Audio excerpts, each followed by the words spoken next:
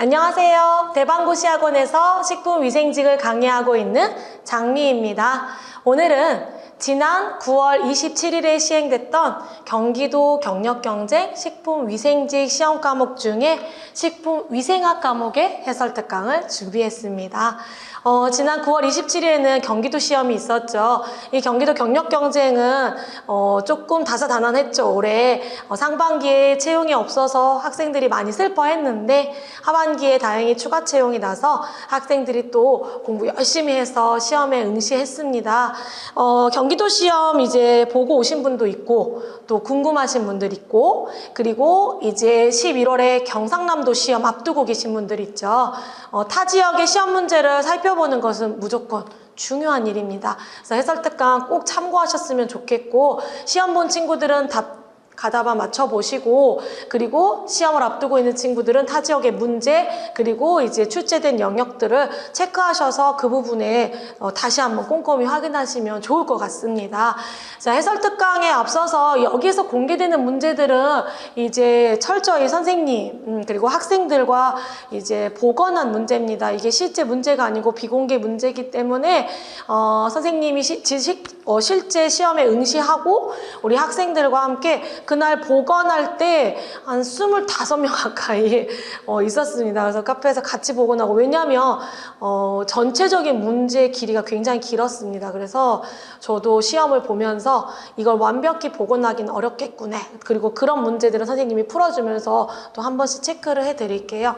그래서 그런 보건에 의존한 문제이기 때문에 최종 정답은 이 필기 시험 발표일이죠. 10월 21일에 이제 필기 시험이 발표되면 그때 최종 정답을 확정할 수 있을 것 같습니다. 각각의 문제를 모두 이제 풀어보기 전에 전체적인 난이도를 이제 말씀드리자면 올해 시험의 경우는 조금 특이합니다. 제가 항상 뭐 중상입니다, 중입니다 이렇게 표현을 하는데 올해 시험, 특히 식품위생학 과목 같은 경우 체감 난이도는 중상이었습니다. 그 말은 무슨 말이냐면 학생들이 문제를 풀 때 느끼는 난이도죠. 체감 난이도 중상이었는데 실제 점수는 고득점 할 수 있을 것이다 라고 생각합니다. 그리고 그런 결과들이 지금 이제 피드백 들어오고 있고 문제를 실제 하나하나 복원을 해보니까 학생들이 정답을 맞출 확률이 높아지면서 저도 이제 이렇게 이제 해설특강에서 여러분들에게 말을 합니다. 체감 난이도가 높았던 이유는 이제 시험지가 경기도 시험 같은 경우는 이렇게 위로 넘기는 형태였는데 20문제가 이제 앞, 뒤 딱 한 장 안에 다 빽빽히 들어 있었거든요. 근데 위생학 같은 경우는 이제 문제가 한두 줄 정도의 문제도 있었지만 문제 자체가 6줄에서 8줄까지 있는 문제들이 있었습니다. 그러면 이제 우리가 항상 연습해 왔죠. 꼼꼼히 읽어야 된다. 심지어 3번 읽으려면 아주 큰일 났어. 너무 길었어요. 그래서 읽다 보니까 학생들이 이제 약간 난독증 오기도 하고 문해력 딸리고 약간 이제 우리가 늘 풀던 영역인데 조금 새로운 패턴으로 나왔는데 그 문제가 또 하필 8줄 가까이 됐어요. 그러니까 읽다 보니까 아이들이 놓쳐서 다시 읽고 다시 이런 시간은 분명히 소요가 됐을 거예요.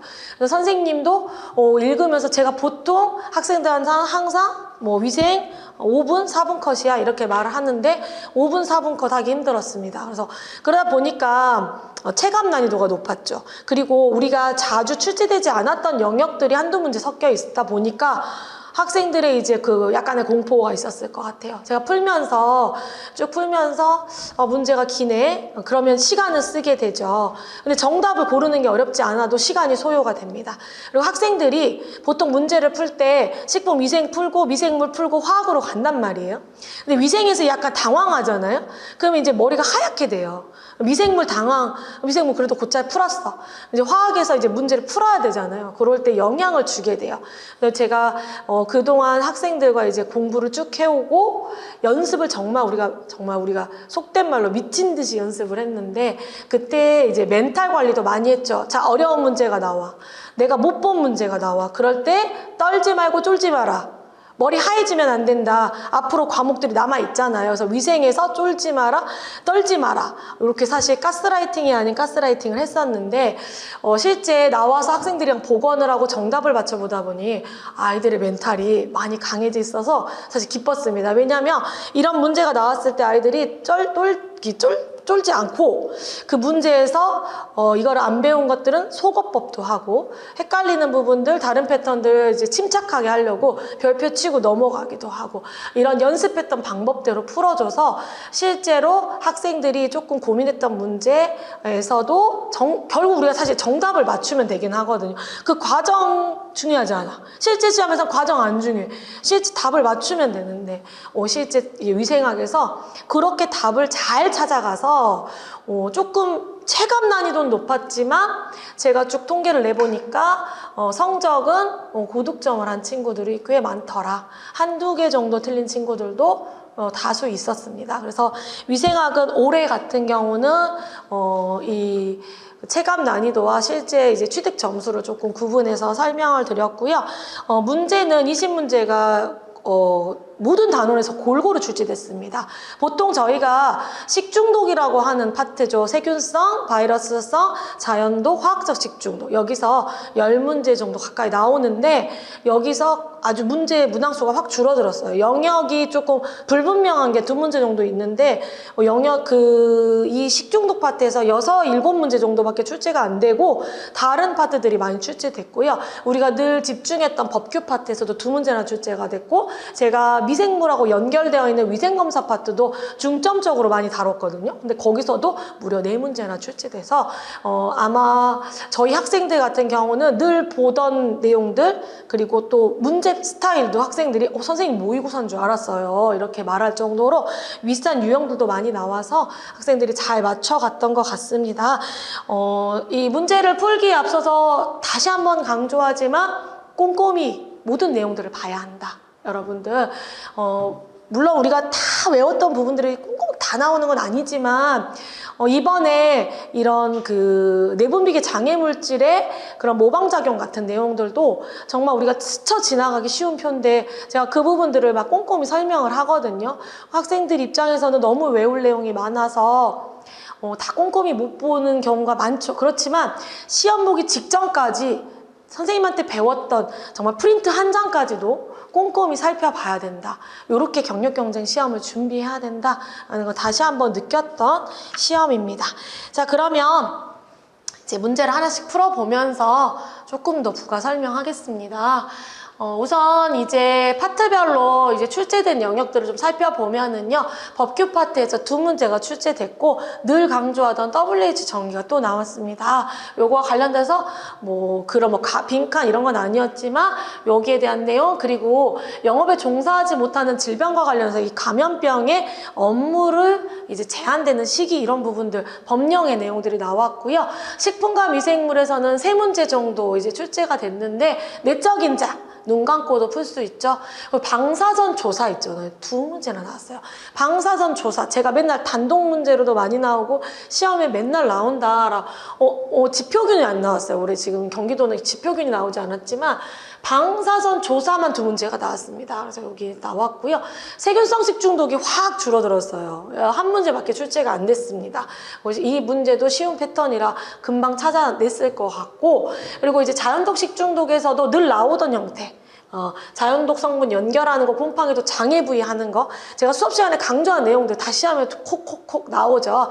자, 그리고 이 먹는 물 수질 기준이 나왔는데 이건 제가 매년 이제 프린트로 줍니다. 제가 엊그제 요 시험 바로 전날에도 제가 화학적 식중독을 가르치고 시험장에 갔었는데 이 먹는 물 수질 기준 같은 것들 제가 이제 중금속 이런 거 하면서 요거 이제 이 문제풀이 할 때 프린트로 줄 거다 이렇게 얘기를 하거든요.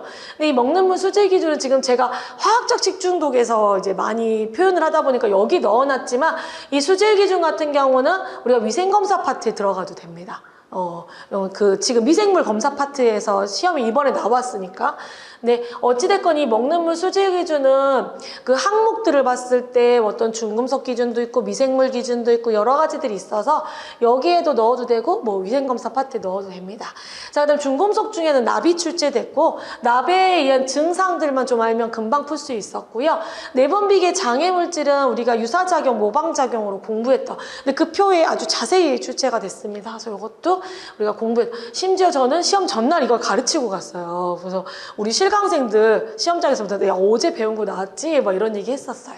자, 메탄올의 생성기전 요 부분도 제가 모의고사 같은 거 정기 모의고사도 많이 내면서 학생들이 혼동되는 부분들도 다시 한번 짚어주고 했었는데 시험에 출제됐고요.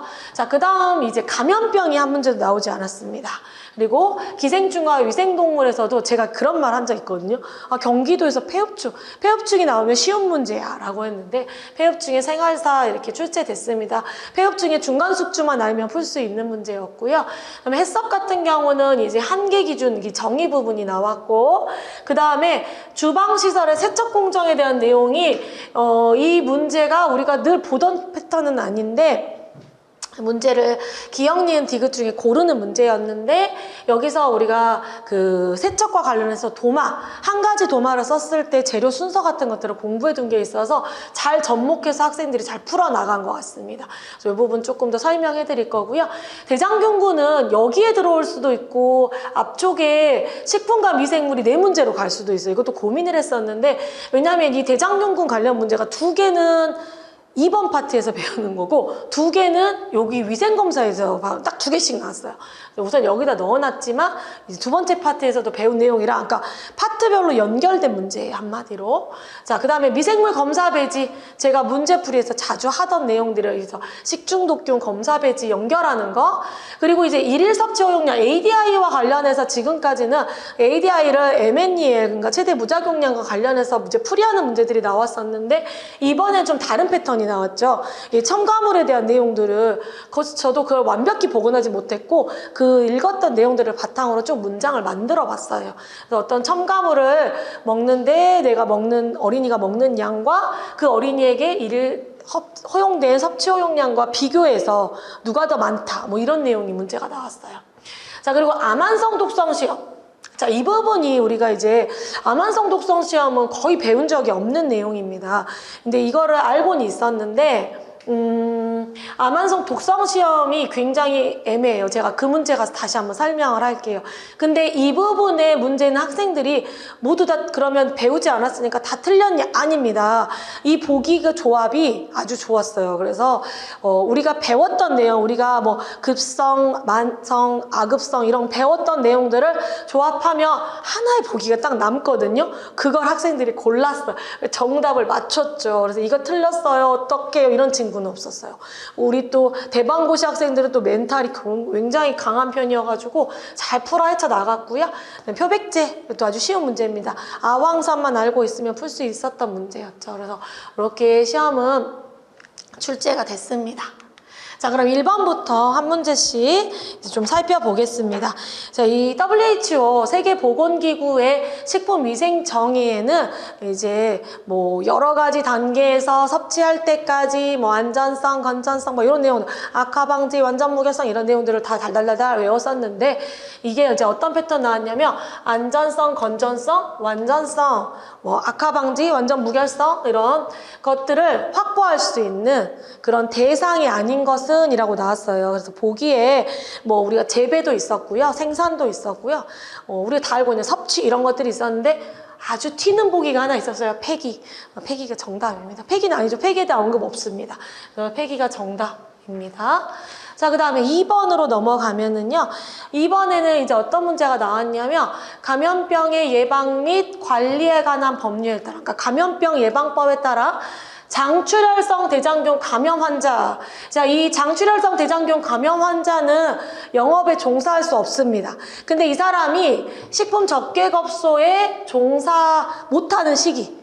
언제 이후부터는 나올 수 있냐 이런 내용들이 이제 출제가 됐고 정답은 감염령이 소멸되는 날까지가 정답인데 우리 기본서에 이 내용이 있어요. 이 우리 기본서 이거는 이제 제가 우리 2026년 기본서 기준으로 했어요. 그냥 앞으로 이제 물론 이제 공부했던 친구들도 있지만 앞으로 이제 시험 볼 친구들을 바탕으로 26년도 기본서 79쪽에 보면은 영업에 종사하지 못하는 질병이 나오면서 이 감염병에 걸린 경우에 이제 여기 6개에 해당하는 감염병에 걸린 경우에는 종사를 못해요. 근데 여기 내용 법령을 잘 읽어보면은요, 그 제한 기간은 감염력이 소멸되는 날까지다라고 써 있어요. 그게 시험에 나온 겁니다. 요렇게 생각인데, 다른 보기들이 쉬웠어요. 제 기억에 뭐, 완전히 회복되는 날까지, 뭐, 잠복기가 끝나는 날까지 이런 식의 문장이 나왔기 때문에 4번을 고르는데 거의 어려움이 없었습니다. 그래서 여기 법령에 이제 준해서 우리 책에 있는 내용이죠. 자, 그 다음 3번 볼까요? 내적 인자로만 묶인 것은, 자, 문제가 한 줄이죠. 근데 이 문제 아마 우리 수험생들, 시험 보신 분들 다 기억할 거예요. 요 박스 위로 문제가 한 대여섯 줄 있었습니다. 뭐 이런 거요. 미생물에, 지금 제가 이거를 실제 이 문제들은 제가 그 얘기를 안 했네. 26년도 문제풀이의 모든 정확히 보기가 모두 완성된 문제를 공개할 거예요. 그래서 다 같이 풀어볼 건데, 그때는 좀 더 보강할 생각이에요. 지금 시간이 없어서 보강을 못 했는데, 뭐 이런 내용이었어요. 식품에 이제 미생물이 증식하는 데는 뭐 여러 가지가 이제 영향을 줄 수가 있는데, 이런 내적 인자에 대한 정의가 쫙 괄호 안에 들어있으면서, 이런 내적 인자와 외적 인자, 뭐 환경에 쭉 정의가 나와 있으면서, 외적 인자가 있다. 그 소개가 한 3줄 있었어, 4줄. 다음 중 이런 내적 인자로만 묶인, 그러니까 결론은 내적 인자로만 묶인 거 찾으면 되는데, 위쪽에 글이 3, 4줄 있었습니다. 아주 길었어요. 그래서 수분활성도, pH, 산화환원전이, 식품 내 자연적 환경물질이 있었거든요. 이 4가지 모두 다 내적 인자입니다. 기니들이 다 골라야 돼. 4번 갑니다. 방사선 조사 시 감수성이 가장 큰 순서대로 나열한 것은, 이거 너무 많이 공부해본 내용이죠. 방사선을 조사해가지고, 이거는 이렇게 단독 문제로 나온 거 아주 쉬운 형태고요. 우리가 보통은 이제 방사선 조사할 때 보기 한 줄로 뭐 보기 여러 개의 균도 이렇게 막 대여섯 개 섞어서 괄호 넣기도 이미 부등호도 해본 적이 있죠. 방사선 조사했을 때 감수성이 가장 크다라는 거는 쉽게 죽는다라고 했어요.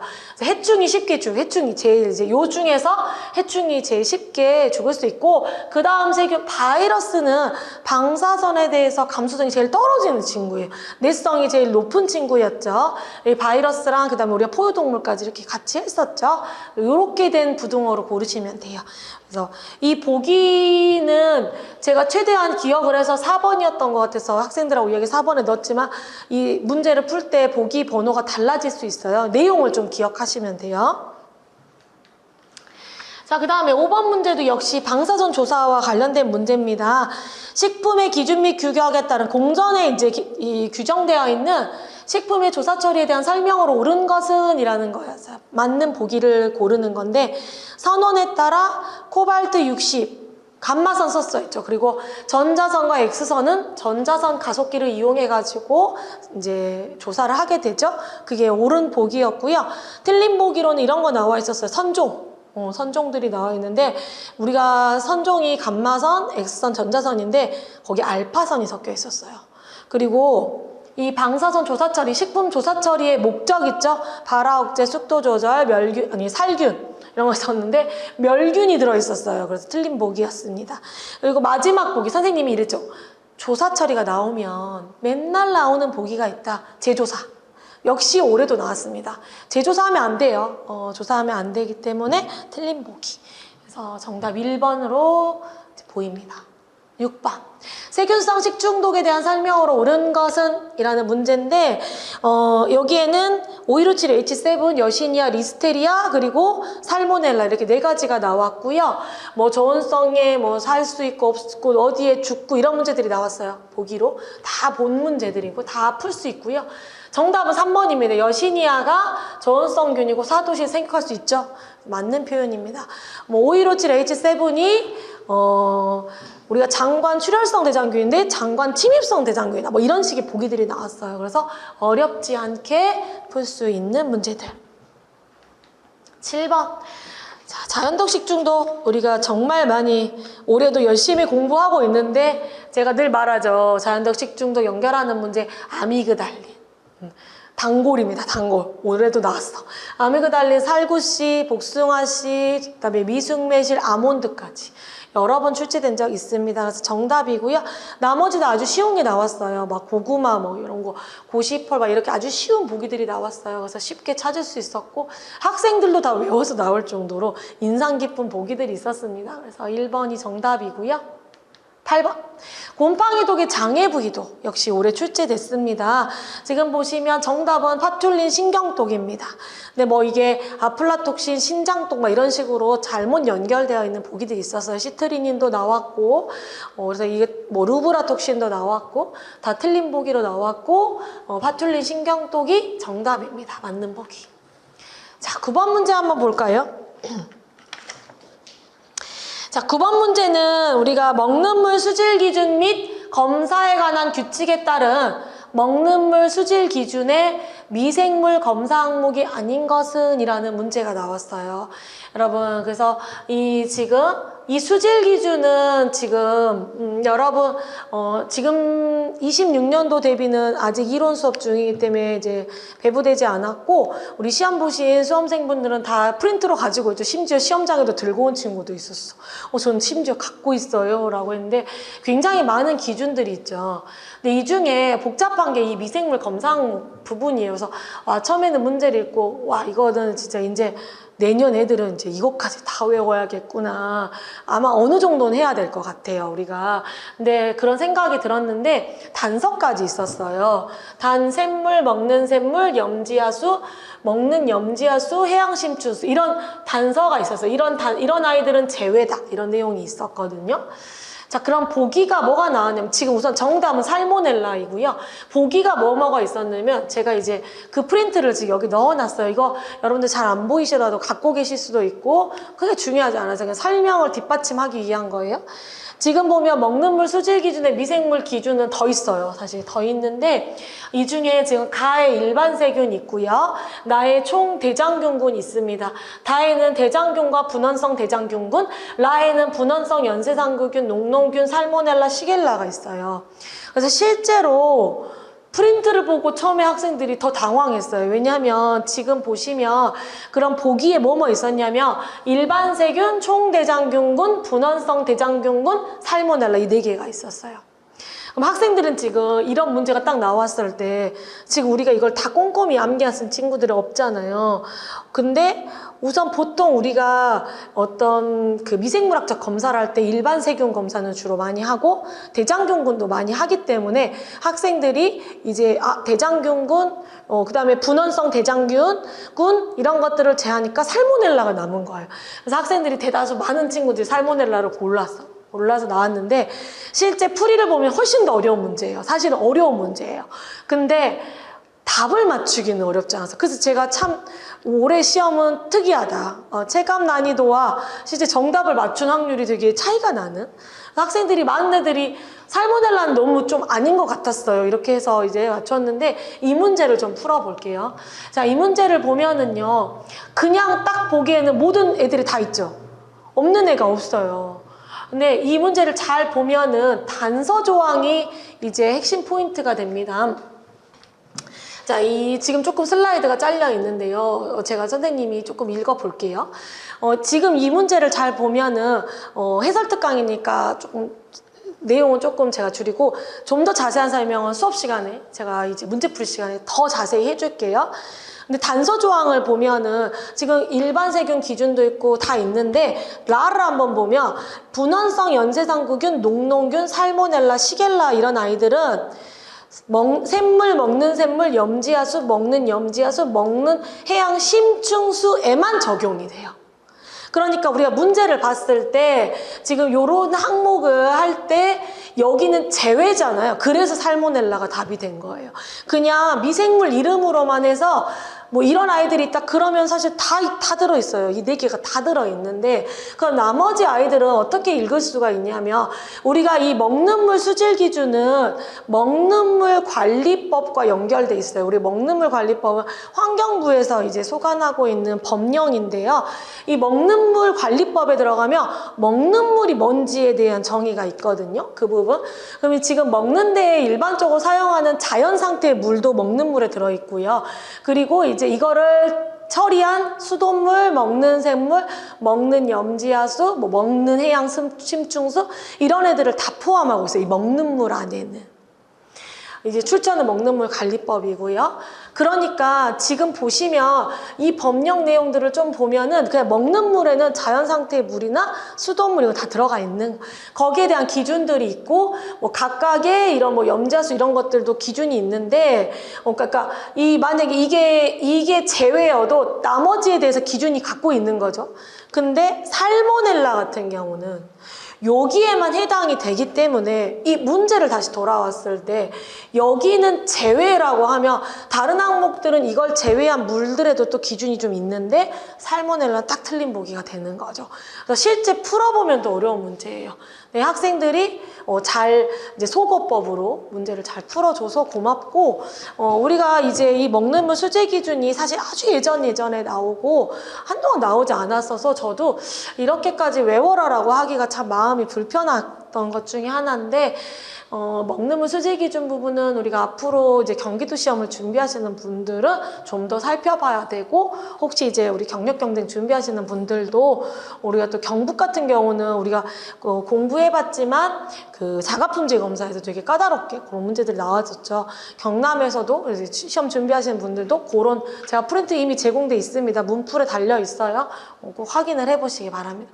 정답은 살모넬라입니다. 10번 문제 봅니다. 다음 중궁섭 중 멍게 등 수산물에 주로 검출되며, 그리고 근데 멍게가 잘 안 나오는 수산물 중에 하나예요. 어쨌든 수산물에 주로 검출이 되며 조혈계, 중추 및 말초신경계, 신장, 소화기계 장애를 유발하는 것은? 하는 문제가 나왔습니다.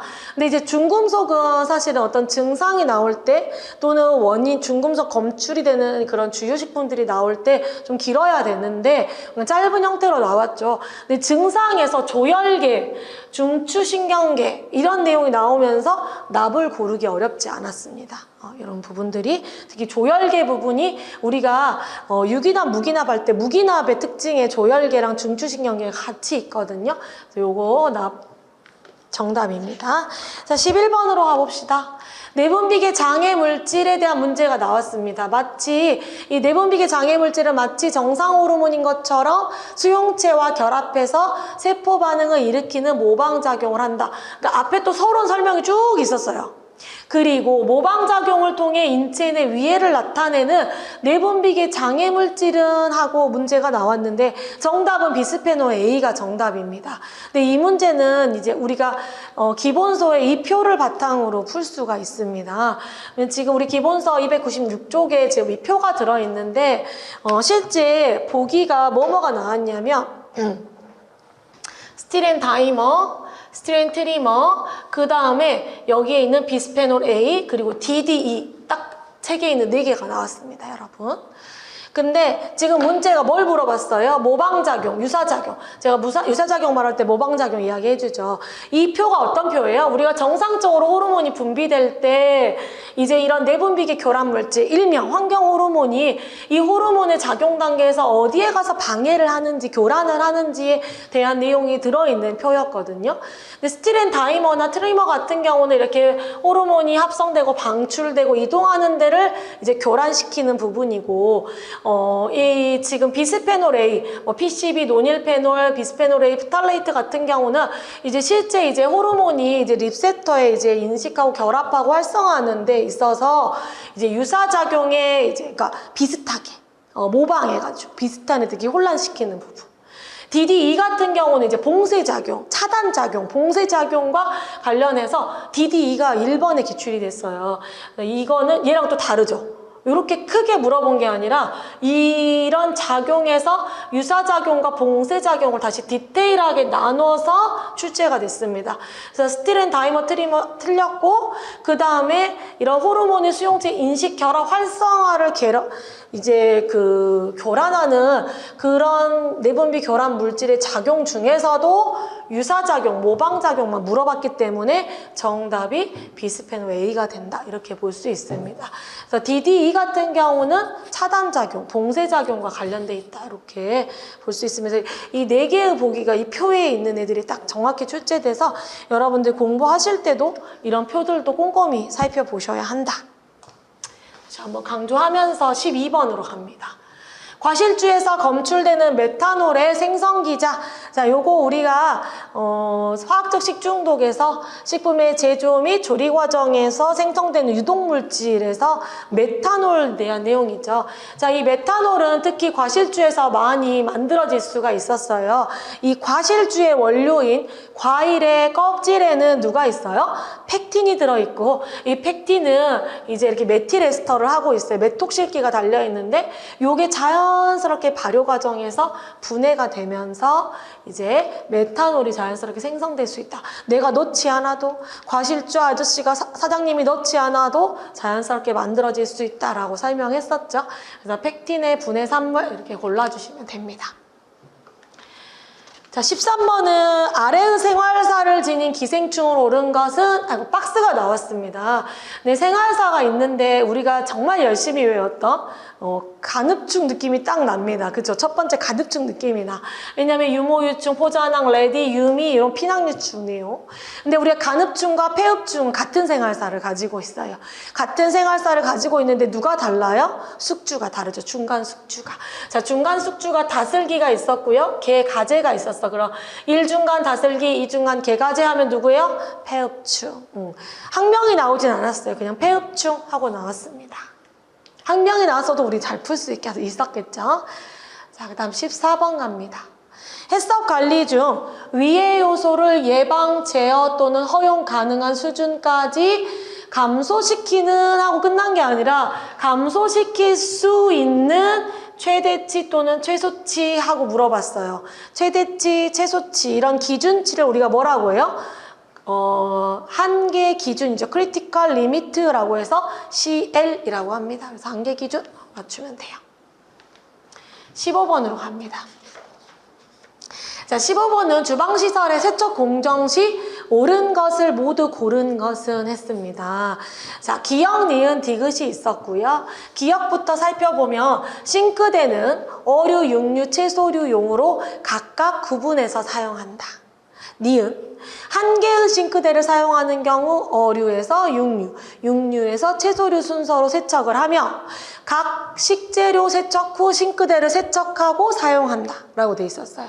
디귿, 효과적인 세척을 위해, 자, 그 안에는 이런 선생님은 이제 이 부분이 기억이 잘 안 났었는데 학생들이 선생님 이물이 있었어요. 뭐 해충 뭐가 있었는데 막 이래서 제가 이런 부분들이 그래 하면서 이제 집어넣었었는데, 이런 이물 제거를 위해 흐르는 물을 사용하고, 다 기억하는 건 농약을 제거했을 때 담근 물을 사용한다는 내용이 있었어요. 막 다들 그랬거든요. 이 부분 이렇게 문제가 나왔는데, 자, 정답은 지금 기역 디귿입니다. 이 니은 같은 경우는 학생들이 이제 이 순서가 잘못됐다라는 걸 다 캐치를 했어요. 우리 기본서를 보면 우리는 싱크대를 이런 거를 세척한다는 내용을 구체적으로 배우진 않지만 도마를 배우죠. 도마 같은 경우 구분해서 사용하는 건 당연한 거고요. 그리고 이제 이렇게 순서, 하나의 도마를 쓸 때 순서가 있었어요. 누구부터 쓰고 누구를 마지막, 가급류를 마지막에 써라, 이런 것들을 우리가 공부를 했었죠. 그래서 그 부분이 틀렸다는 걸 확실히 알았기 때문에 기역 디귿을, 이제 보기조합이 있잖아요. 보기조합이 있으니까 쉽게 찾아냈거든요. 자, 근데 이 문제 여러분, 자, 제가 시중교재 한 페이지를 열어드릴게요. 자, 시중교재, 제가 학생들한테 이제 그날 복원할 때도 그러면서, 자, 여기 보면 시중교재 똑같이 써져 있지? 그러니까 애들이, 와, 진짜 선생님이 수업 시간에 그렇게 말하는데 진짜 그렇네요, 그런 얘기를 하더라고요. 그래서 내가 학생들한테 한 번쯤은 보여주는 것도 괜찮겠다. 근데 진짜 1, 2, 3 기역, 니은, 디귿 순서들이 똑같이 나왔죠, 여러분. 그래서 기역에 구분해서 써라 라고 돼 있고, 니은에 하나를 쓸 때 자, 순서가 채소, 육류, 어류, 가금류. 이거 도마에서 우리가 배우거든요. 이 순서가 딱 틀려 있죠. 우리 문제를 보면은 어류, 육류, 채소류 순으로 거꾸로 뒤집어져 있죠. 그래서 이게 틀렸어. 그리고 요거 그대로 나왔고요. 그 다음에 효과적인 세척으로 흐르는 물 쓰고 농약을 제거했을 때 담근 물을 쓰라라고 그림까지 아주 예쁘게 되어 있는 이 시중책을 참고해서 이 문제를 출제하신 걸로 보입니다. 그래서 기역, 디귿 이렇게 정답이다 맞춰드리고 16번으로 갑니다. 자, 16번 문제는 대장균군에 대한 문제입니다. 자, 대장균군에 대한 설명으로 옳은 것을 골라라 라고 되어 있는데, 자, 대장균군의 정성시험법, 우리가 유당배지법도 있었고 여러 가지 방법들이 있었는데, 유당배지법은 순서가 추정시험, 확정시험, 완전시험 순서이죠. 이렇게 된다. 맞는 표현입니다. 제가 파트 2에서 대장균군 가르칠 때, 지표균 할 때 대장균군 그 지표균 문제가 나와도 그 위생검사에 대장균군 시험법이 섞여서 나올 수 있다 이렇게 설명한 적이 있었는데 실제 이렇게 출제가 됐고요. 다른 보기는 쉬웠어요. 뭐 이런 거예요. 그람 음성의 아포성 강균 이런 식 쉽죠? 포장 안 만들잖아. 이런 것들 나왔고 뭐 최악수가 정성시험법이다 이런 식으로 나왔어요. 그래서 이건 어렵지 않은 문제고 쉽게 답을 찾을 수 있었습니다. 17번. 자, 미생물 검사 방법으로 옳지 않은 것은 자, 미생물과 이 미생물을 검출하는 배지를 연결하는 문제인데요. 살모넬라 티피미리움은 EMB 배지가 아니죠. 우리가 EMB 배지는 대장균군 검출 배지, 검출해서 쓰는 배지거든요. 그래서 요거 이렇게 틀린 보기로 나왔고요. 자, 여기 나머지 보기들은 여러분들 우리가 이제 리스테리아도 나왔고 뭐 여러 가지들 나왔습니다. 이게 바실러스 세레우스도 나오고 MIP 배지, 옥스포드 배지 이런 배지들 그리고 뭐 베어드 파커 배지 같은 배지 들이 나왔거든요. 근데 여러분, 자, 우리 기출 예상 문제집입니다. 이거는 이제 또 이거는 지금 아직 책이 개정되지 않아서 작년 25년도 문제집인데 자, 이 문제집을 보면 우리가 진짜 열심히 배지를 연결해서 공부를 해놨어요.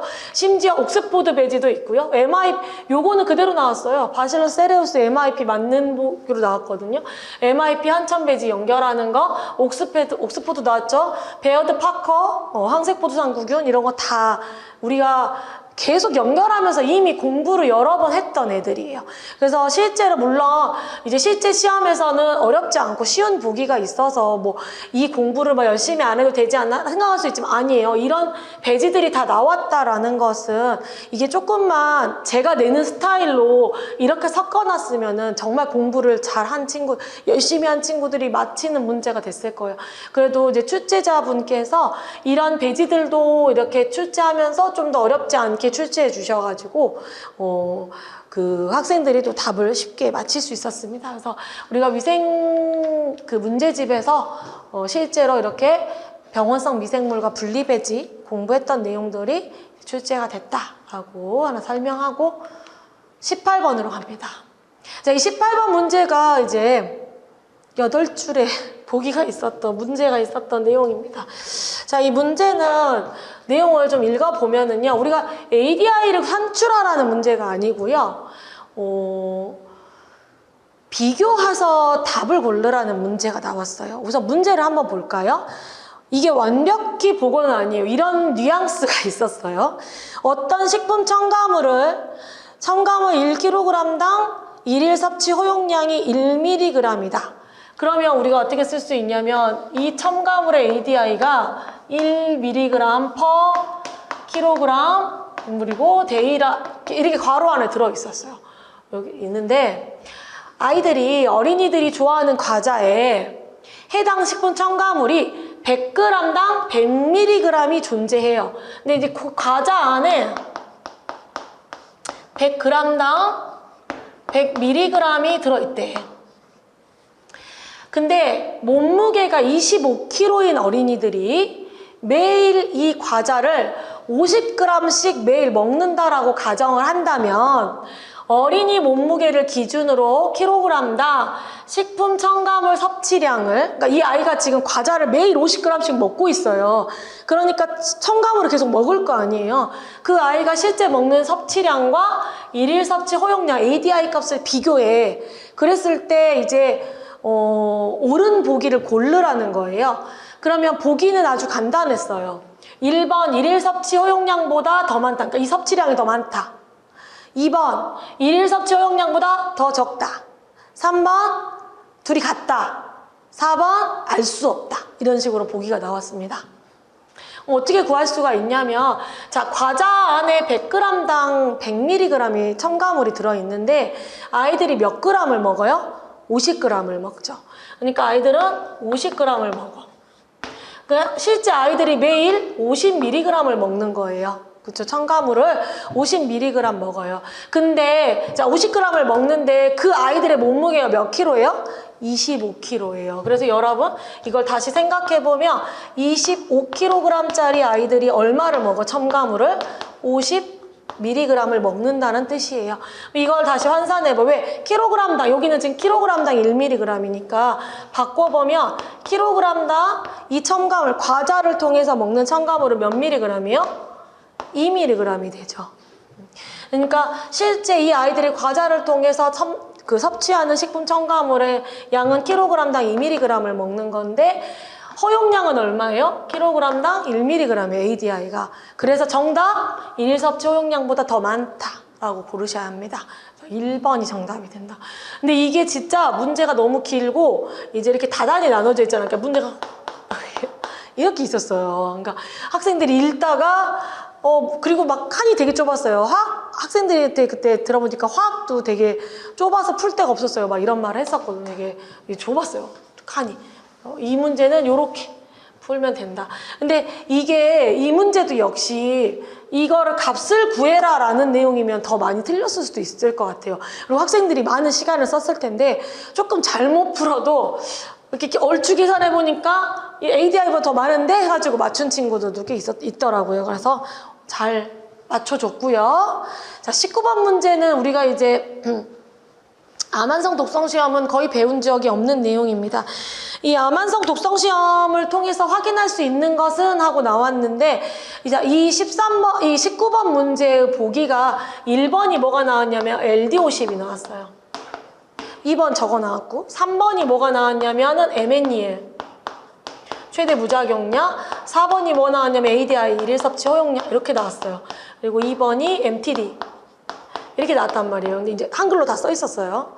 그런데 암환성 독성 시험 같은 경우는 제가 이제 가르치지 않는 이유가 지금, 그래서 제가 해설 특강 하려고도 다시 한번 자료를 다 찾아봤는데도 역시 아주 모호합니다. 그래서 제가 이거는 제가 실제 문제풀이 가서 다시 한번 더 정확히 어떻게 모호한지 설명을 더 할 거예요. 수업 시간에 다 설명을 다시 해줄 건데, 이 아급성, 우리가 급성 있고 아급성 있고 만성 이렇게 배우는데, 책에 따라서는 급성, 아급성, 암환성, 만성이 있는 책도 있고, 급성, 아급성과 암환성 같은 거야. 그다음 만성 이렇게 있는 경우도 있고, 또 어떤 책은 단회 투여가 있고 반복 투여가 있으면서 반복 투여 안에 이 세 개가 아급성, 암환성, 만성 이렇게 다 들어있는 경우도 있고, 그리고 아급성과 암환성의 시험을 하는 어떤 시기, 길이, 우리가 급성, 아급성, 만성을 할 때 보통 어느 정도 시험하고 막 이런 것들이 있잖아요. 근데 그게 책마다 되게 다르고, 그래서 이런 부분에서 되게 좀 부정확해요. 그래서 제가